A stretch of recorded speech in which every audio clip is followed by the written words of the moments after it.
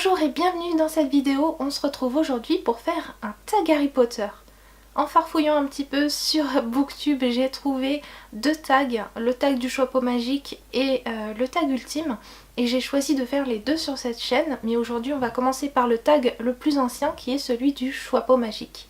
Il s'agit d'un tag qui a été créé par Kevin et Caroline. Je vous mets le lien du blog de Kevin en barre d'infos. J'ai noté toutes les questions sur mon carnet, donc voilà, on est prêt.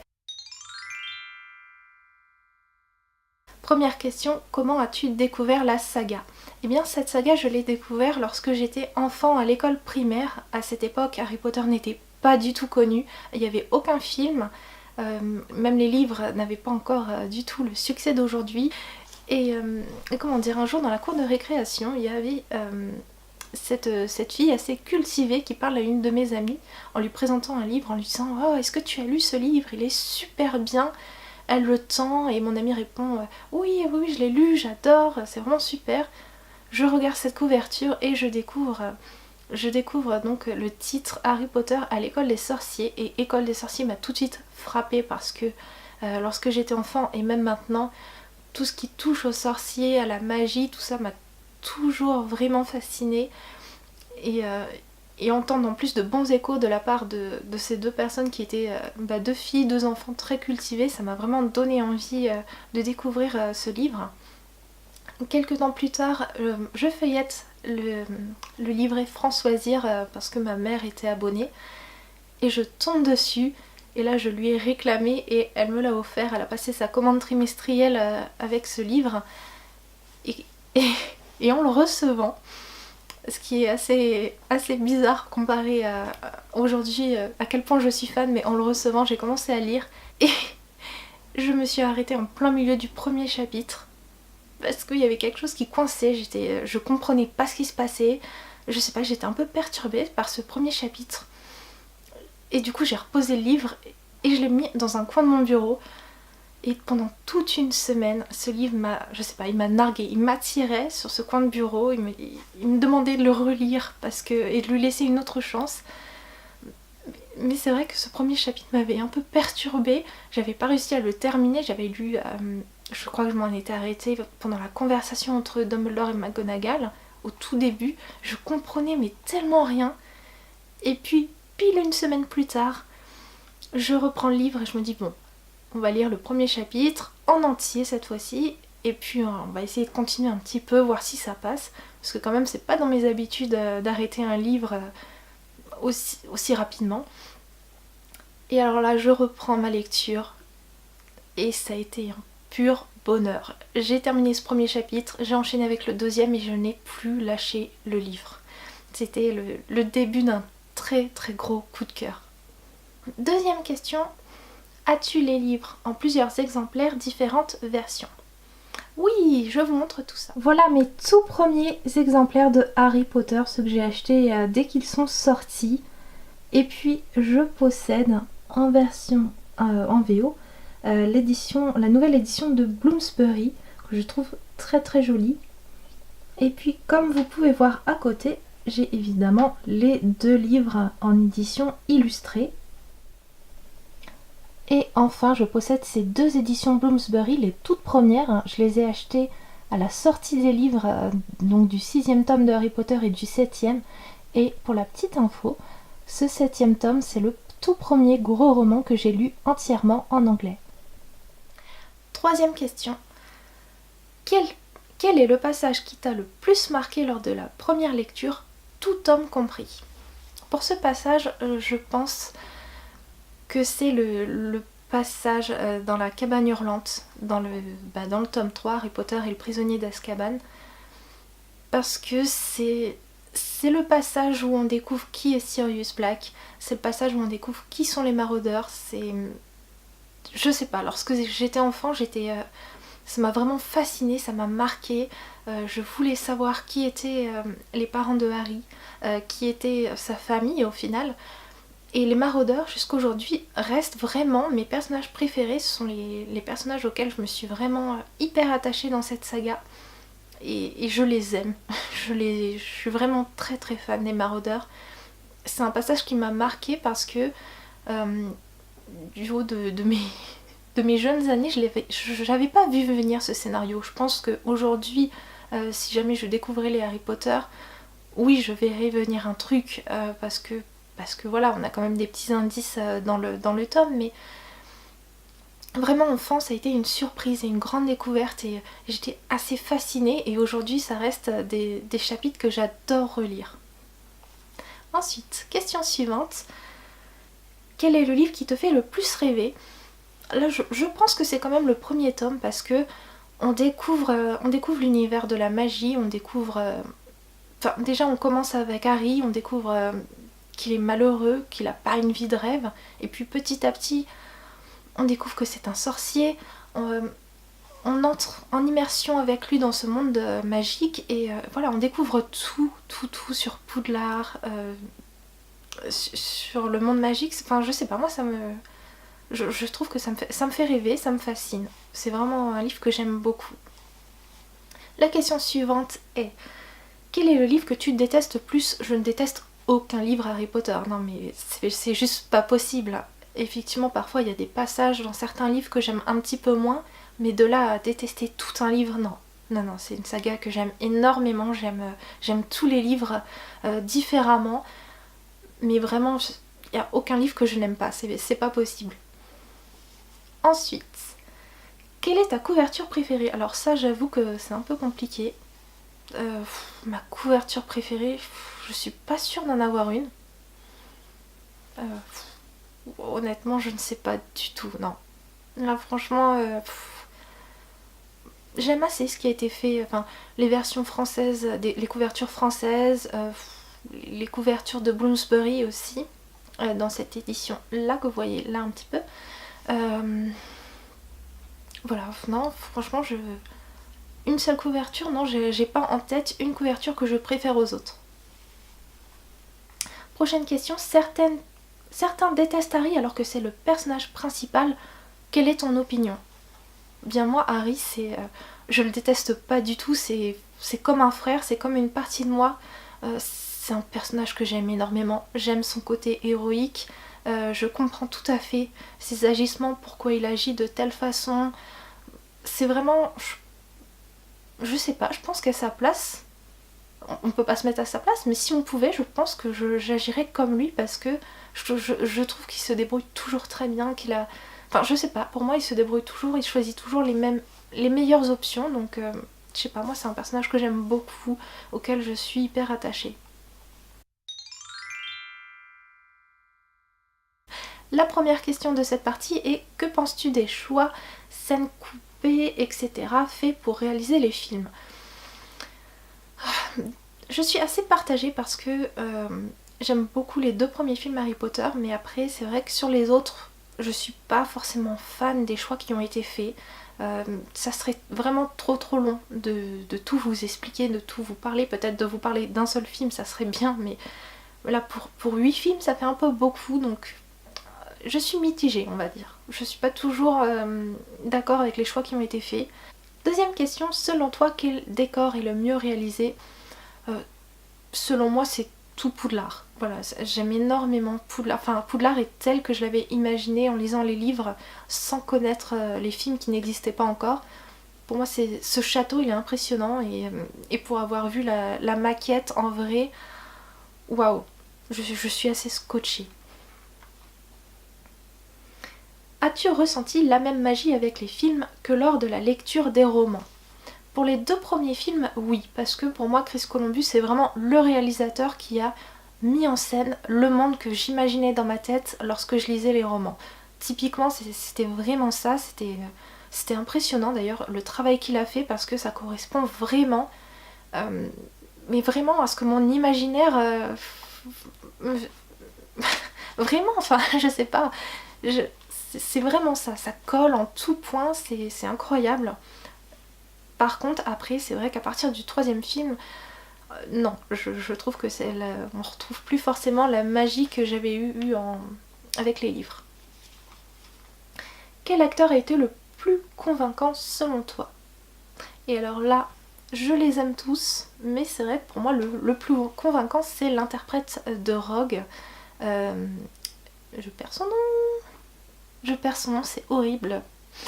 Ah, c'est horrible. En plus, je l'aime beaucoup. Ah, aïe aïe aïe aïe. Aïe aïe aïe. Bref, je vais le rajouter là parce que c'est juste pas possible. Ah là là, c'est horrible. Ah. En tout cas, c'est pour moi un acteur qui a fait un super travail sur Rogue. Je pense qu'il a eu la bonne nuance pour vraiment interpréter ce personnage comme il fallait. Les autres aussi sont très bons, hein. De toute façon, ils ont tous obtenu de belles récompenses et c'est mérité, vraiment. C'est vrai que Rogue m'a marqué, oui.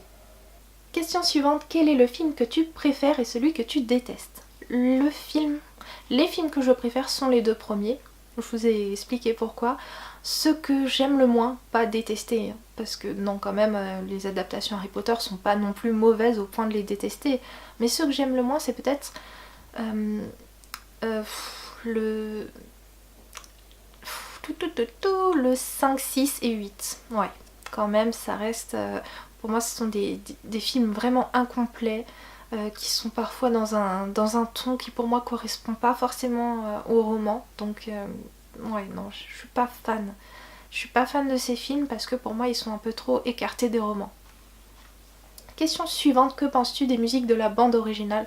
Alors là c'est très simple, je possède 6 CD sur les 8 films, il faut encore que j'achète les 2 derniers, mais voilà, je suis une grande fan de cette musique. C'est vraiment incroyable, elle est super belle, elle fait rêver, elle correspond hyper bien au film à chaque fois, enfin, je l'aime beaucoup. Question suivante, as-tu visité les studios Harry Potter à Londres? Oui, j'y suis allée en printemps cette année pour la première fois, et comment c'était magique cette visite, c'était incroyable. J'ai adoré, mais vraiment complètement. Je pense que c'est le genre d'endroit qui peut plaire à tout le monde, même aux gens qui sont pas forcément hyper fans de Harry Potter. C'est incroyable, ils sont fabuleux, ils sont superbes ces studios. Franchement, ça me fait vraiment quelque chose d'être à côté et de voir tous ces décors, les décors des films. Enfin voilà, c'est incroyable. Si vous avez l'occasion d'y aller prochainement, je vous conseille vraiment de ne pas utiliser les navettes en fait spéciales Harry Potter parce que vous restez sur place que 3 heures. Essayez de vous y rendre par vos propres moyens, en voiture ou par les transports en commun. Parce que comme ça vous pouvez y rester autant de temps que vous voulez. Moi c'est ce qu'on a fait avec l'amie avec laquelle je suis allée. Et franchement on a vraiment profité un maximum, on a fait toutes les photos qu'on voulait faire. Enfin voilà, on a vraiment... on a fait vraiment tout, on a pris notre temps et c'est vraiment incroyable. Enfin voilà, c'est incroyable comme visite. Je perds mes mots parce que voilà, c'était vraiment superbe, un super souvenir. Première question de cette nouvelle partie, si tu étais face à J.K. Rowling, que lui dirais-tu? Merci tout simplement. C'est incroyable, cette saga m'a beaucoup apporté. Je vais pas en dire plus parce que je crois que ça correspond à la deuxième question. Oui voilà. Quel impact la saga Harry Potter a-t-elle eu sur toi? Elle m'a apporté énormément. Je pense que Harry Potter m'a aidé d'un côté à grandir, ça m'a appris des valeurs, ça m'a fait rêver. Même au niveau de la lecture, j'ai eu des passages à vide avec la lecture. Et Harry Potter était aussi la seule saga que j'arrivais à lire pendant ces moments-là. Je sais pas, pour moi ça m'a énormément apporté. Ça m'a appris tellement. Et ça m'a tellement fait rêver, même dans ma vie d'aujourd'hui, Harry Potter est toujours là. Et voilà, Question suivante. Pour toi, Harry Potter est une passion, qu'en pensent tes proches? Alors, en ce qui concerne mes parents, mon frère, voilà, je pense que ils en pensent rien du tout. Harry Potter, c'est dans ma vie depuis que je suis toute petite. C'est une partie de moi. Je pense que voilà, c'est une de mes caractéristiques à la limite pour eux. Voilà, c'est en moi, c'est quelque chose. Enfin voilà, il n'y a aucun mal. C'est une partie de moi. C'est tout simplement. En ce qui concerne mes amis. Une partie est aussi fan de Harry Potter et puis ceux qui sont pas forcément fans, ils en pensent rien de mal en tout cas, donc voilà, ils me jugent pas et j'ai le droit d'aimer ce que je veux après tout. Et mes amis sont Enfin voilà, ils s'en fichent quoi. Tu préfères les livres ou les films? Franchement, évidemment les livres.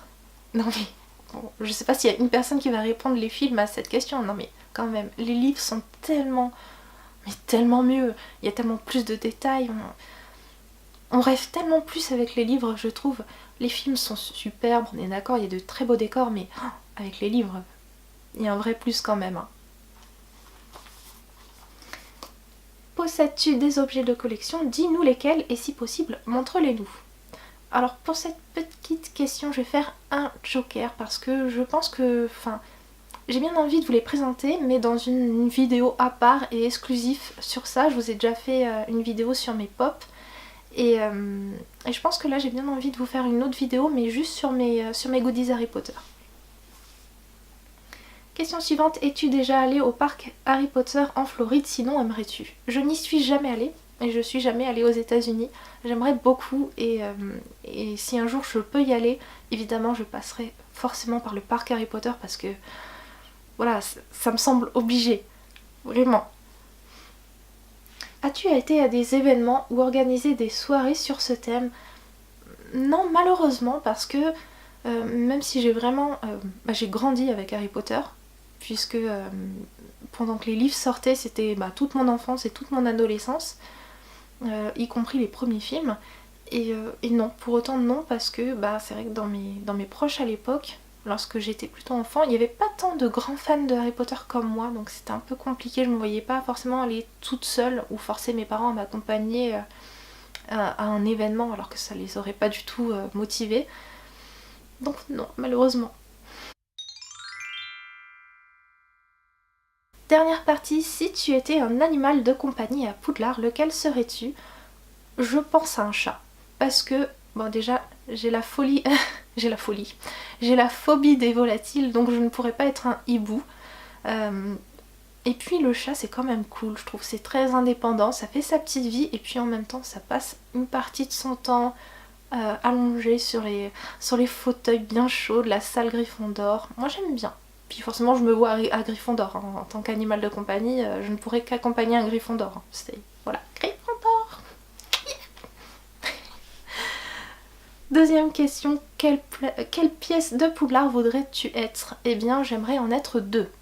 Tout simplement parce que je suis une grande curieuse, donc j'aimerais être déjà la grande salle, pour pouvoir entendre tous les petits potins, tous les secrets des élèves. Je trouve que c'est quand même le lieu de discute par excellence, donc franchement ça doit être très sympa d'être cette pièce-là. Et puis deuxième pièce, forcément, le bureau de Dumbledore, quoi, pour entendre tout ce qui est vraiment secret défense et tout ça. Enfin voilà, quoi, ça me plairait bien. Troisième question, quel poste occuperais-tu au Quidditch? Attrapeur. Attrapeur parce que je pense que c'est le poste où t'es vraiment tranquille, tu fais ton truc, t'as pas à t'occuper des autres en fait. T'as juste à chercher ton vif d'or et c'est bon, t'es dans ton coin, voilà. T'es tranquille. Je suis pas très sport d'équipe, je préfère vraiment le sport individuel, je trouve que ça motive plus. Et du coup le poste d'attrapeur, ouais, je pense que ça serait plus mon truc. Ensuite, quel serait ton patronus? Alors maintenant qu'on a enfin le test sur Pottermore, je l'ai fait et je suis tombée sur un chat.